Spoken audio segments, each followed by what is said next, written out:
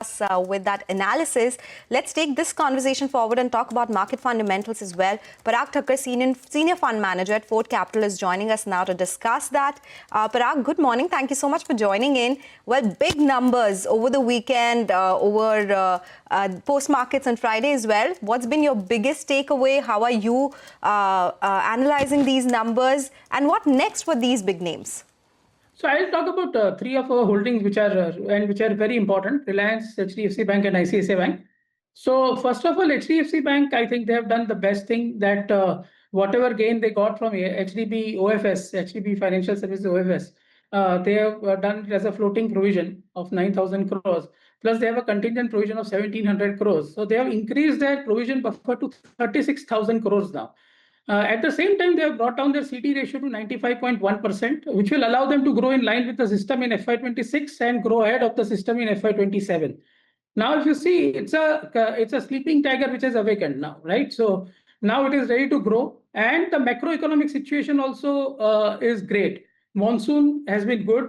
We are very close to festive season also. Liquidity is very good in the system. So this is the right time for them to start now lending. And up till now, they were lending less and just focusing on deposits to bring down their CD ratio. Now CD ratio is also comfortable.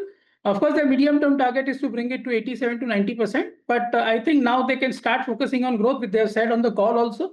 So I would say that at 15 PE and at 2.1x on FY27 price to book with 1.9% ROA, I think now they can grow. And of course, one caveat here is for every bank. I think Q2 again will be a margin hit because 50 bips has to be passed on. And so one can embrace for one another, I would say, margin cut in Q2, and then things will start to normalize. But FY27, I'm sure, will be looking very good for banks in terms of earnings also. So HDFC Bank, of course, ICICI Bank, spotless as usual.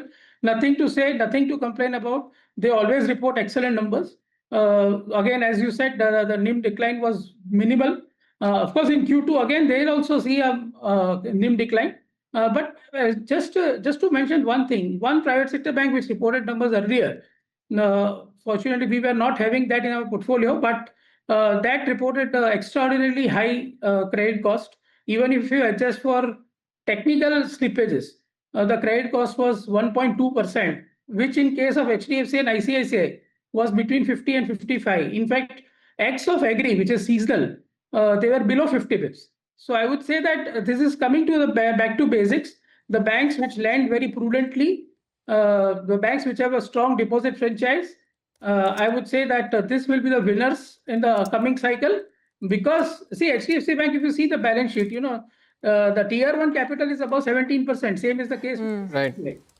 I would say, Parag, since you're on the subject of banking and financials, HDB Financial just came out with numbers, but a common trend that was highlighted in the numbers was the stress in the CV lending business. Yes. What does that happen to the other peers that are involved in this, say for the likes of Shriram Finance and the likes? Do you see this stress impacting earnings and thereby seeing some more valuation compression in names like these? Sure. So I would say that is a common trend. Like AU Small Finance has also increased its credit cost guidance, right?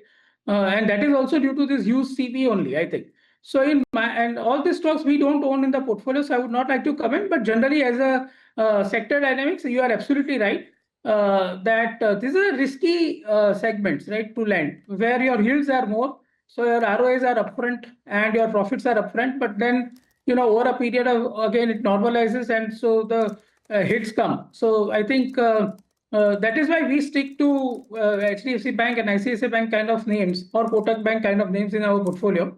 And we don't take disproportionate risk by buying this kind of NBFCs, which they also have a good business model, but I would say that they go through this kind of cycles often. And lending is a leverage business, by the way. You just earn 2 to 2.25% ROA at best.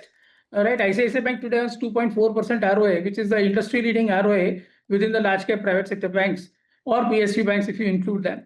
And you are taking risk of 100 rupees. So you have to be very, very prudent when you lend, and that is why we stick to them only.